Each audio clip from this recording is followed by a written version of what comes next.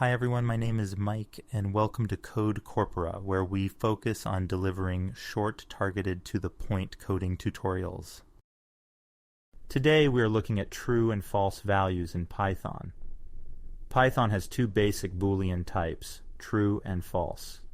In this code, when we print the type of true and false using the type function, we can see that they belong to class bool, meaning they are both Boolean types. In this code snippet, we're using true and false in some simple comparison operations.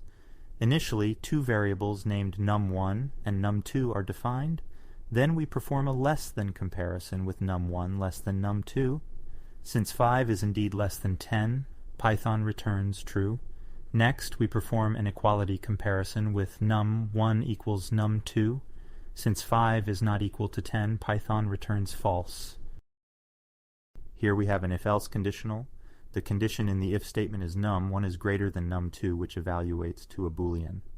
Since num1 greater than num2 is false because 5 is not greater than 10, the code in the else block is executed. Printing number 2 is bigger.